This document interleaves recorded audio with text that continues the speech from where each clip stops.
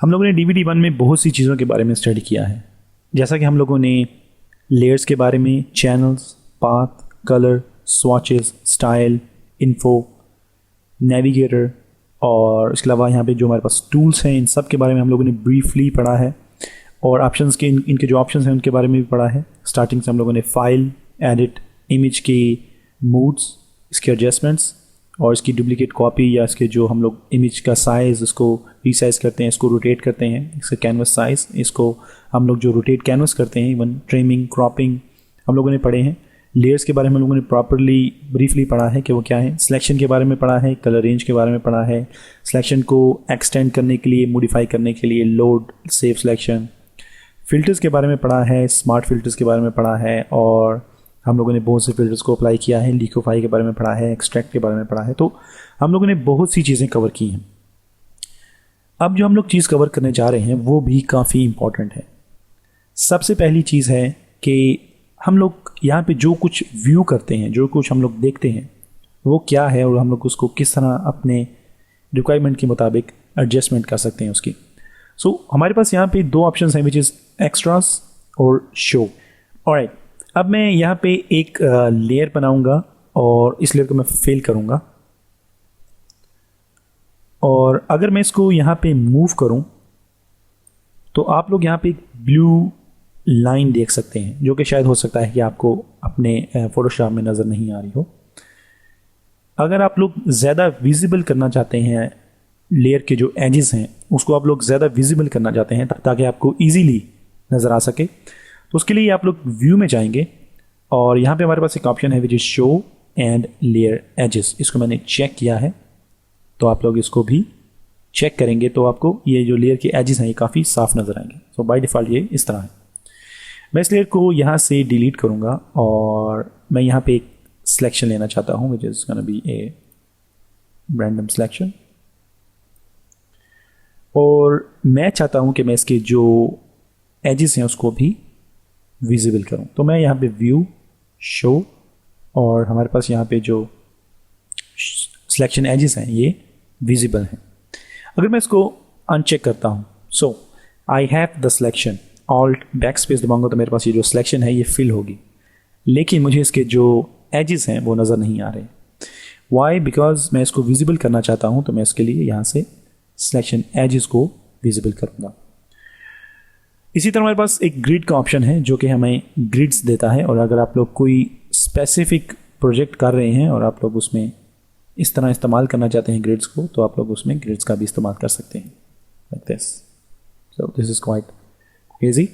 Control D to deselect और हमारे पास यहाँ पे व्यू में स्मार्ट गाइड्स भी अवेलेबल हैं और इसके साथ साथ हमारे पास यहाँ पे स्लाइस भी अवेलेबल है। Well, what is slice? अगर मैं यहाँ से अपनी जो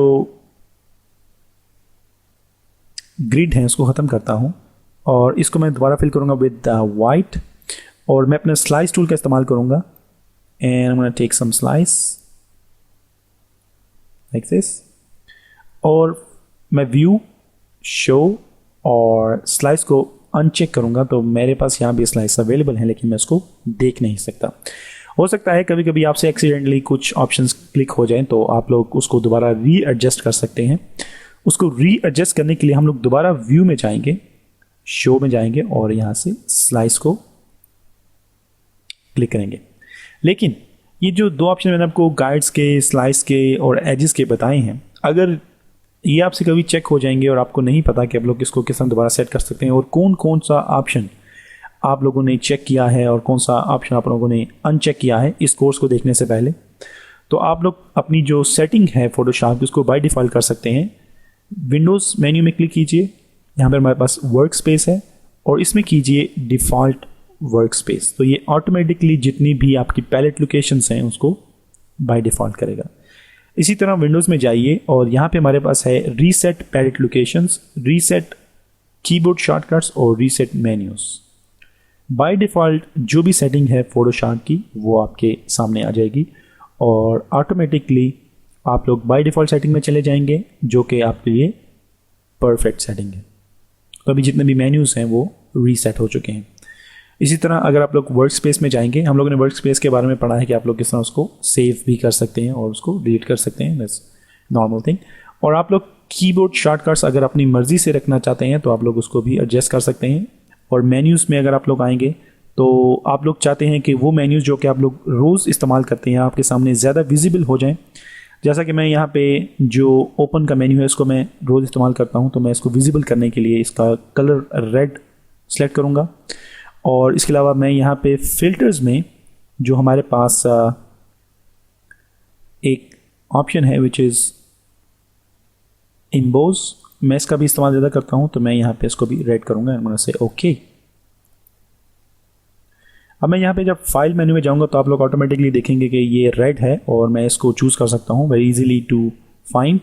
और अगर हम लोग फ़िल्टर में जाएंगे तो हमारे पास यहाँ पे जो इम्बोज का ऑप्शन है ये भी रेड है, तो मैं इसको भी जल्दी से पिक कर सकता हूँ। सो this is just a normal setting कि आप लोग किस तरह अपनी मर्ज़ी से चीज़ों को एडजस्ट कर सकते हैं, उसको ज़्यादा विजिबल कर सकते हैं, इनविजिबल कर सकते हैं। और अगर आप इसको दोबारा एडजस्ट करना चाहते हैं तो आप लोग इसको दोबारा भी एडजस्ट कर सकते हैं। You can say it none and go to file and say none and okay. So चीज़ों को विजिबल करने के लिए, लेयर्स के एजेस, सिलेक्शन के एजेस, स्लाइसेस को शो करने के लिए, ग्रिड को शो करने के लिए, और इसके अलावा मेन्यूज़ को रीसेट करने के लिए, और मेन्यूज़ को अपनी मर्ज़ी के मुताबिक कलर शो करने के लिए, और उनके जो शॉर्टकट कीज़ हैं उनको चेंज करने के लिए आप लोग इन टेक्निक्स का इस्तेमाल, इन ऑप्शंस का इस्तेमाल कर सकते हैं।